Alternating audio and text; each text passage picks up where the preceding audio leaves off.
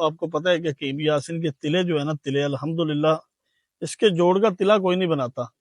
और हम यहाँ पे जो है ना आपको हर रोज लाइव तिले बना के दिखाएंगे। आप लोग हमारी वीडियो देखते रहना और इंशाल्लाह ताला आपको इस तरह के तिले बना के दिखाएंगे कि आप सोच नहीं सकते। और जहरों का तिला किस तरह बनता है वो भी आपको बना के दिखाया जाएगा। और सांप की चर्बी का भी तिला किस तरह बनेगा वो भी हम आपको दिखाएंगे। और जिस तरह सांडे की और रिछ की गौ की चर्बी का तिला किस तरह बनेगा वो भी दिखाएंगे। नीला तोता और कुचले के अंदर के और पुलावे के अंदर से तिला तेल निकाल के और तांबे के अंदर के तेल किस तरह निकलता है तांबे से, वो भी इंशाल्लाह ताला हम आपको बहुत जल्द दिखाने वाले हैं।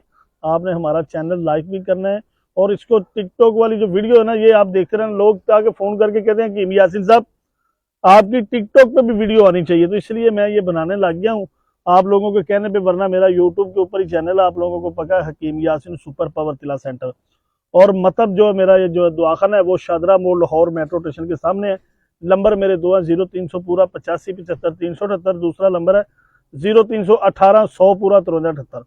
और जो बंदा भी रब्ता करना चाहे, लाइव तिला बनवाना चाहे, हकीम यासीन से रब्ता करो।